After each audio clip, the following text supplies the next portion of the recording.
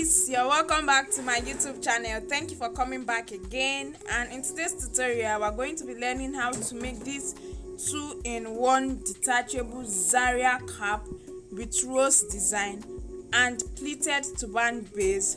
This particular tutorial was requested for by one of our subscribers, and here we're having it. Okay, if you're just joining us for the first time and you're here to subscribe to our YouTube channel, please kindly make use of the subscribe button by clicking on it and also on the bell icon so that you get notifications whenever we upload new tutorials. And trust me, you won't regret doing this at all. The materials used include satin fabric, of which I use doll face material, your mako. Mako can be gotten from those selling shoemaking or bag making materials, 1-inch size of foam, which can be gotten from those selling carpentry materials, your scissors, your measuring tape, the matching color of thread and needle, as well as your gum and flower accessories for embellishment.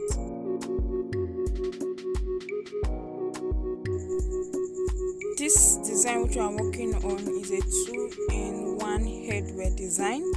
First and foremost, at the top we have the Zaria cap. The Zaria cap has the band which we are going to be inserting mako in it. It has the base, and there's this rose design which is embellished with small fabric flower accessories at the back of the Zaria cap. Then coming over to the lower part of the design, we have the pleated turban base, which has the round pleated band. It has the base which I lined because I made use of satin fabric, and there's a handle for tying it at the back.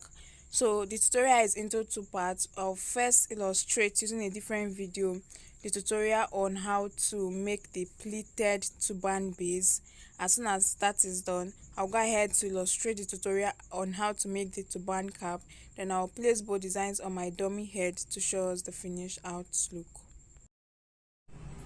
Now for this tutorial, we are working on our turban base using a non-stretchy fabric, and it's going to be having a pleated band. And then I have my fabric cut out already before now, so I'll be stating out the measurements for each piece of fabric. Now the design is divided into the band, which is the pleated band, the base, and also the handle at the back for tying. Now I have my first piece of fabric, which is the fabric for my band. This is it. Now the width from this end to this end is 12 inches, while the full length is 28 inches. So for the first piece of fabric, which is for the band, the measurement is 12 inches by 28 inches. Now this is it for that. Then coming over to the fabric for the base, we'll be needing two different pieces of fabric because the cap is going to be lined due to the light nature of the satin fabric we are using in order to give it some weight. And then I have two pieces of fabric here. Now the measurement for each piece of fabric is 15 inches for the width. From this end to this end, the width is 15 inches, while the length from this end down to this other end, the full length is 28 inches also. And then you cut out two different pieces for it, 28 by 15 inches. So this is going to be for the base, and it's going to be lined. And then the last but not the least is the handle. Okay, the handle that is going to be attached to the back of the design, and we'll also be needing two different pieces of fabric. Now the measurement for each piece of fabric is 5 inches for the width. The width is 5 inches, while the length is 12 inches. So 5 inches by 12 inches, and then you cut this out twice, two different pieces of fabric. So in total we have about 5 different pieces of fabric for the base. Now coming down to the tutorial properly, we are going to be starting with the band, which is going to be pleated. And now to do that, I have my fabric right here before me. So I will start by folding in 1 inch, probably by 1 inch. I will fold it down to the end, and after folding it in this way, I'm going to place on my sewing machine, and I'm going to sew it down from one end to the other. Now as soon as that is done, I will pick up my fabric again and make another pleat. Okay, this time around it's going to be resting on the first pleat this way, and then I will sew from one end to the other, and then I'll continue again. After the second pleat, I'll make another pleat until I exhaust the entire width of the fabric. That is, I get to the end of the width of the fabric, and then after pleating, I'll sew down with my with my sewing machine, and that's how I'll keep making more pleats till I've pleated this entire fabric. Now I want to emphasize that while making your pleats, the thread should not be visible. The only place where the thread is allowed to show is on the last pleat. That is all. So as you pleat each fabric, okay, as I pleat this, make this first pleat and sew, the second pleat that I'm going to be making on the first pleat should cover the thread from the first pleat. Okay, this second pleat should help me hide the thread in that order. As I pleat, the new pleat should cover the thread from the previous layer. So it is only at the last pleat at the end of my fabric that is where my sewing thread is allowed to show. Anyway, as soon as we are done with it, you will get what I'm saying better. So I'm going back now to pleat and sew my fabric, and then I'll get back. At this point, I'm done sewing, and then this is my work. This is how it comes out to be. Now if you observe, if you look carefully, you will see that the sewn thread is showing only on the last pleat. Okay, that's how it's supposed to be, and then the previous pleats have hidden the thread from the previous pleat. So each new pleat hides the thread from the previous pleat.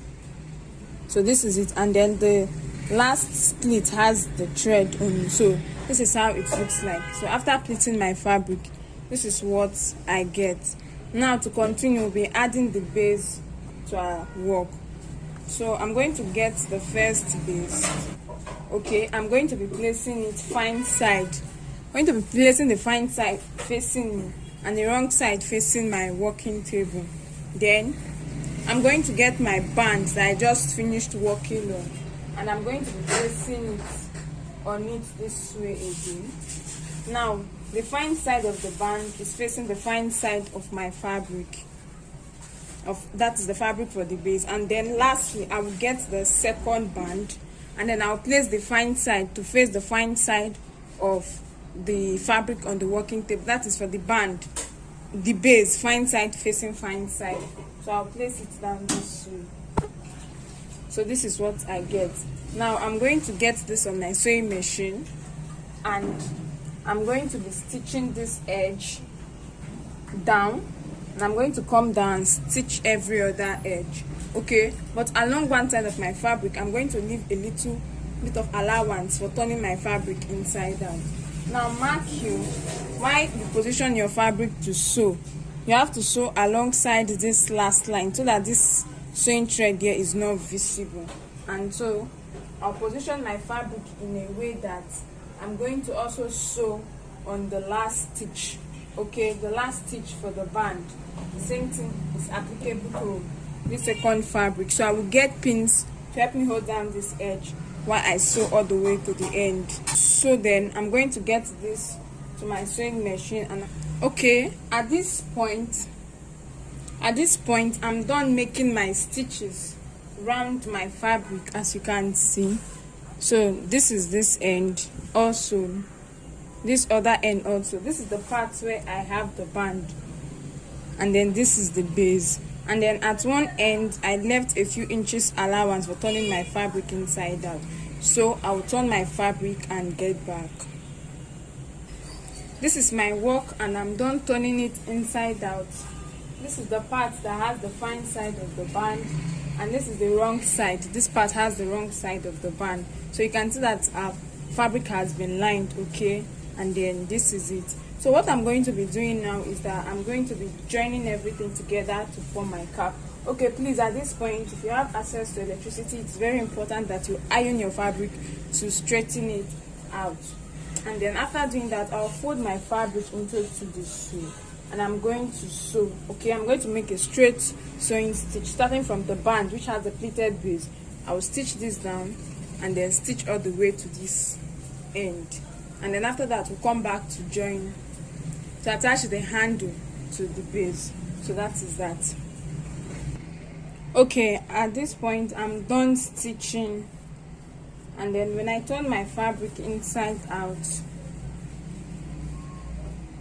this is what I get. Okay, so this is the fine side, this is the back. In addition to all we have done for the cap, we're also going to be adding a handle, okay, at the back for tying, so as to make it adjustable and to fit different head sizes. Like I said earlier, I have 2 pieces of fabric for that, and each piece of fabric measured 5 inches for the width and 12 inches for the length. So I'm going to be folding each piece of fabric into 2 this way, and I'm going to be sewing from one end to the other end. But then before then, I'm going to trim the edge a bit.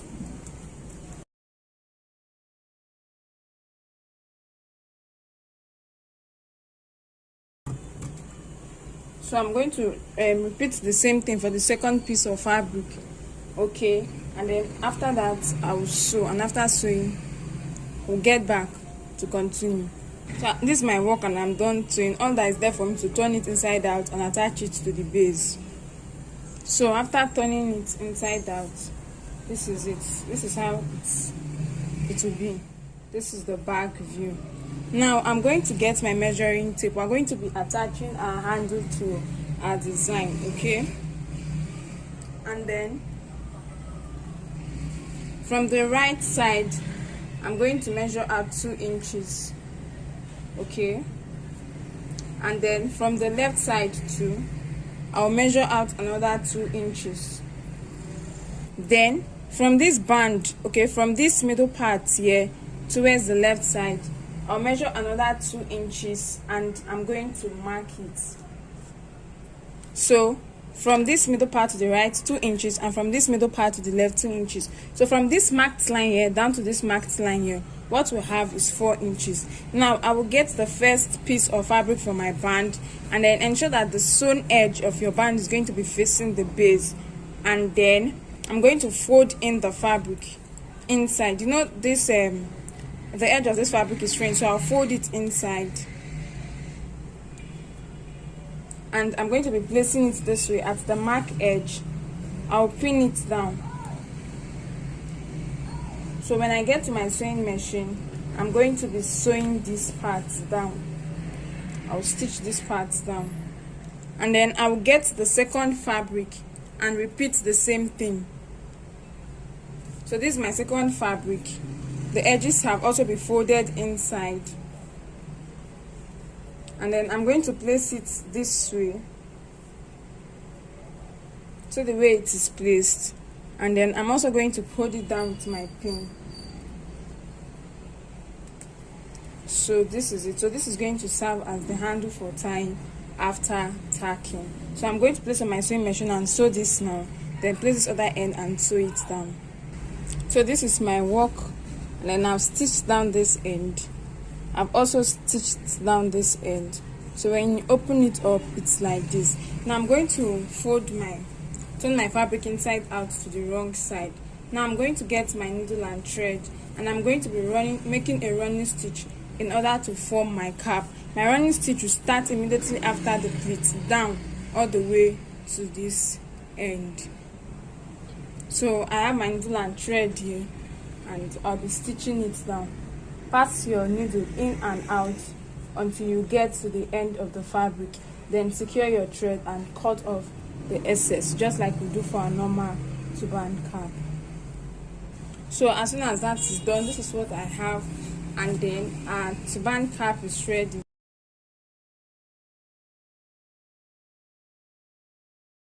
For my Zaria cap, I have my fabric cut out already. I'm using 25 inches for the length, which is the head circumference, and 18 inches for the width. So this is my fabric, 25 by 18 inches. It's a satin fabric. You can try to double your fabric. Try to have a bit of weight. You can try to use a single fabric. For this project, I'm using a single fabric. Now, in addition to this, we'll also be needing marco, and for my marco, I'm using 2.5 inches for the width by 18 inches for the length, 2.5 by 18 inches. I've cut it out. Now I'm going to go ahead to fold my marco into 2 equal halves. You either make a notch at the middle of the marco or you use your chalk to mark it out. So this is the midpoint. I repeat the same thing for the other side.